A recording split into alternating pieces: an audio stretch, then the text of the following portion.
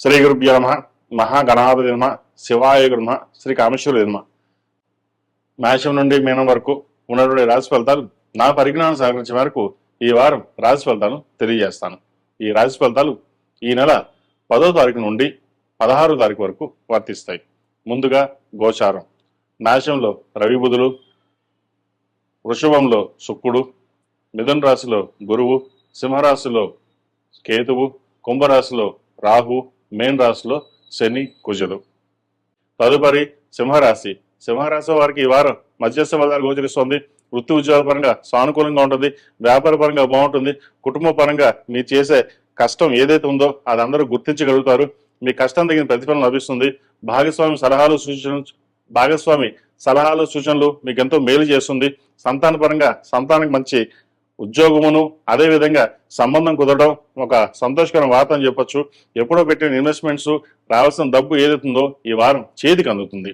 అదేవిధంగా chartered accounts, real estate రంగంలో వారికి మధ్యస్థ ఫలితాలు, సాఫ్ట్వేర్ రంగంలో వారికి కొంతవరకు బాగుంటుందని చెప్పొచ్చు. వైద్యంతో ఉన్న వారికి, చిరుస్థాయి వ్యాపారస్తులకు, hotel management, chartered accounts, finance సెక్టర్స్లో ఉన్న వారికి కాలం అనుకూలంగా ఉంటుంది. కాస్మెటిక్స్, బ్యూటిషియన్, ఆర్టిఫిషియల్ ఇంటెలిజెన్స్ ఈ రంగాల వారికి సానుకూలంగా ఉందని చెప్పొచ్చు. కొత్త వ్యాపారాన్ని ప్రారంభించాలనే ఆలోచన వస్తుంది. అయితే భాగస్వామి వ్యాపారం కంటే సొంతంగా మీరు చేసుకున్న వ్యాపారం ఏదైతే ఉందో అది కలిసిపడుతనంగా ఉంటుంది. లేదా భాగస్వామి వ్యాపారం చేయాలంటే ఇంట్లో వాళ్ళ పేరు మీద వ్యాపారం ప్రారంభించండి. మంచి ఫలితాలు సంప్రాప్తిస్తాయి. ఈ రాశిలో జన్మించిన వారికి కలిసి వచ్చే సంఖ్య 6, కలిసి వచ్చే రంగు తెలుపు. ఏదైనా పని మీద బయటికి వెళ్ళేప్పుడు సోమవారం కానీ శుక్రవారం వెళ్ళండి. మంచి ఫలితాలు సంప్రాప్తిస్తాయి. ఈ రాశి వారికి అష్టమి శని నడుస్తోంది. శని కొంతవరకు బాగున్నా చిన్న చిన్న ఆరోగ్య సమస్యలు, మోకాలు నొప్పులు, కీళ్ళ నొప్పులు, వెన్నుపూస నొప్పి, స్కిన్ సంబంధించిన ఇబ్బందులు ఉండే అవకాశం గోచరిస్తోంది. వాటి విషయం జాగ్రత్త వహించాలి. ఆదిత్య హృదయం పఠించడం, అదేవిధంగా 8 శనివారాలు శనికి తైలాభిషేకం చేసి అఘోర పాశుపత హోమం చేయించడం చెప్పదగిన సూచన. తదుపరి కన్యారాశి. కన్యారాశి వారికి ఈ వారం చాలా వరకు అనుకూలంగా ఉంది. వ్యాపార రీత్యా, ఉద్యోగ రీత్యా మంచి కలుసుబాటుతనంగా ఉంటుంది. వచ్చిన అవకాశాలని చేజార్చుకోకుండా జాగ్రత్త వహించాలి. పంచమ షష్టమాధిపతి అయిన శని సప్తమంలో ఉన్నారు. అదేవిధంగా రాశ్యాధిపతి, దశమాధిపతి అయిన బుధుడు అష్టమంలో ఉన్నాడు రవితోటి. ప్రేమ వ్యవహారాలకు సంబంధించిన విషయాలలో ఆచితూచి అడుగు వేయాలి. ఒకసారి దగ్గర సంబంధం చేద్దాకా వచ్చి మన చుట్టాలు కదా, బాగుంది కదా అనుకుంటాం, దూరం వెళ్ళిపోతుంది. అది ఎలా జరిగిందో, ఎందుకు జరిగిందో కూడా తెలియకుండా ఉంటుంది. అదేవిధంగా ప్రేమ విషయాలకు సంబంధించి మనం పెళ్లి చేసుకుందాం అనే టైంకి ఏదో విధంగా మనస్పర్ధలు వచ్చి వీడిపోవడం ఇటువంటి అవకాశం గోచరిస్తుంది. ఇది అందరికీ కాదు, కొంతమందికి మటుకే. అయితే ఇటువంటి విషయాల్లో పెద్దల సలహాలు సూచనలు తీసుకుని సొంత నిర్ణయాలు కాకుండా అందరి సలహాలు తీసుకుని ముందుకు వెళ్ళడం చెప్పదగినది. పెళ్ళైన వారు జీవిత భాగస్వామితో సఖ్యతగా ఉంటారు. వారి పేరు మీద పెట్టే వ్యాపారాలు ఏవైతే ఉన్నాయో అవి కలుసుబాటుతనంగా ఉంటుంది. ఒక స్థాయికి మించి మనం ఎదగాలి అన్న ఆలోచనతో ముందుకు వెళ్తారు. నూతన వ్యాపారం ప్రారంభించి 10 మందిలో మనకు గుర్తింపు ఉండాలి, మన 10 మందిలో గౌరవంగా ఉండాలనే ఆలోచన ఉంటుంది. అయితే ఒక్కొక్కసారి తప్పుడడుగు వేయడం, చిన్న చిన్న ఇబ్బందులు ఉండే అవకాశం వస్తూ ఉంటాయి. వాటిని పట్టించుకోకుండా ముందుకు వెళ్ళండి.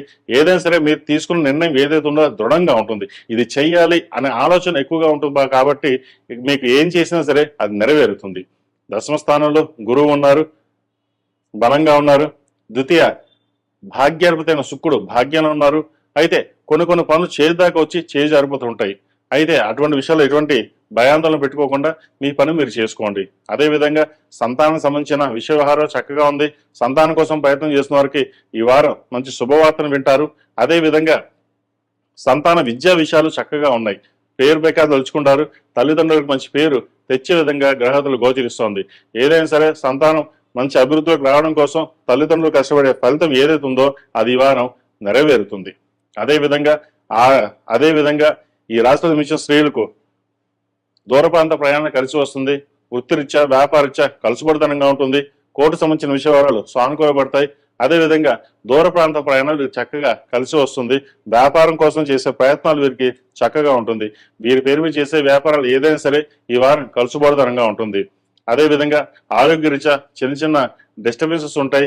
ఇమ్యూనిటీ పవర్ తక్కువగా ఉంటుంది. అదేవిధంగా సరైన సమయానికి ఆహారం తీసుకోకపోవడం వల్ల కూడా కొంచెం గ్యాస్ట్రిక్, ఇండైజెషన్, అల్సర్ వచ్చే అవకాశం లేకపోలేదు. వాటి విషయంలో ఖచ్చితమైన జాగ్రత్తలు పాటించడం చెప్పదగినది.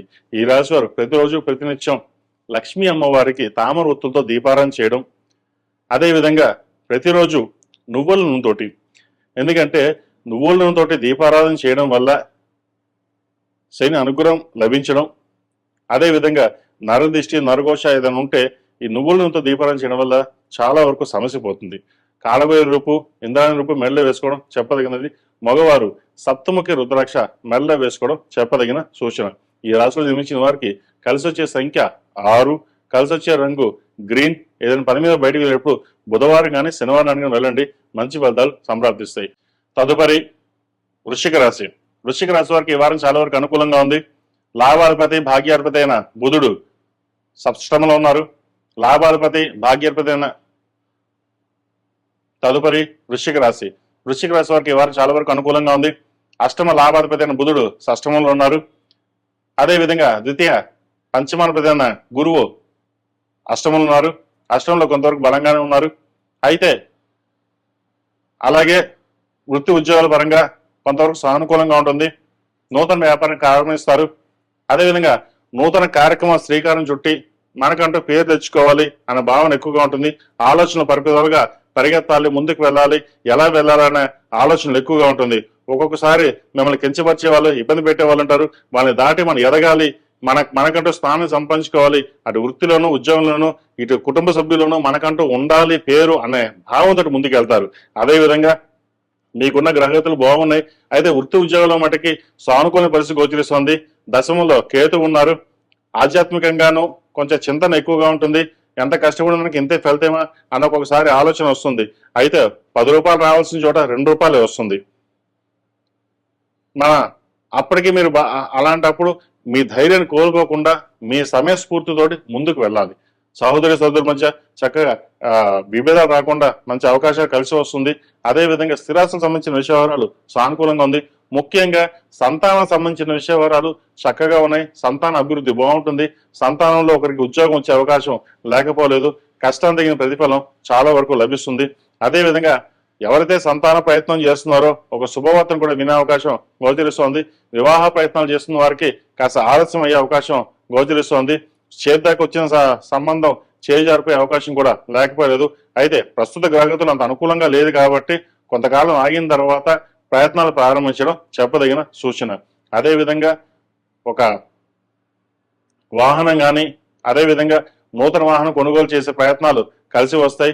హౌసింగ్ లోన్ మంజూరు అవుతుంది. పర్సనల్ లోన్ కానీ హౌసింగ్ లోన్ కానీ చేసే ప్రయత్నాలు కలిసి వస్తాయి. అయితే నూతన గృహం కొనాలనే ఆలోచన ఏదైతే ఉందో అది ఇప్పుడు విరమించుకోవడం చెప్పదగినది. తర్వాత కొనుక్కుందాం, తర్వాత కొనే పరిస్థితి కూడా చక్కగా ఉంది కాబట్టి ప్రస్తుతం ఉన్న పరిస్థితుల్లో కొంతవరకు అప్పులు తీర్చుకుని ముందుకు వెళ్లే పరిస్థితి, సాధ్యమైనంత వరకు అప్పులు తీర్చుకుని తర్వాత ఇల్లు కానీ ఫ్లాట్ కానీ కొనే పరిస్థితి గోచరిస్తాం.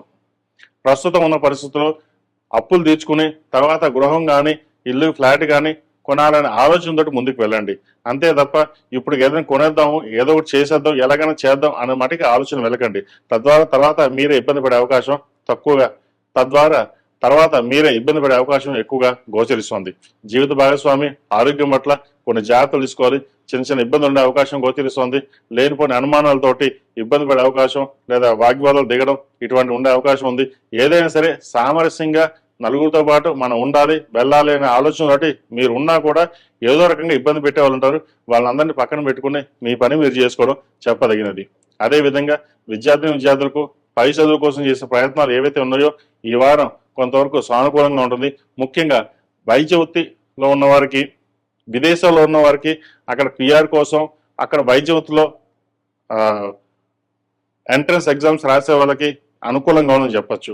సాఫ్ట్వేర్ రంగం వారికి, రియల్ ఎస్టేట్ రంగంలో వారికి గడుకాలం అని చెప్పచ్చు. ఉద్యోగం చేయదాకా వచ్చి చేజారిపోవడం లేదా ఉద్యోగంలో ఉన్న వారికి లే ఆఫ్ వచ్చే అవకాశం కూడా లేకపోలేదు. అదేవిధంగా ఎంత కష్టపడినప్పటికీ ఉద్యోగం రాక ఇబ్బంది పడుతున్న వారికి కొంత ఉపశమనం లభిస్తుంది. చిన్నదో పెద్దదో ఒక ఉద్యోగం అయితే వస్తుంది. దాన్ని నిలబెట్టుకోవడానికి చేసే ప్రయత్నాలు గట్టిగా చేయాలి.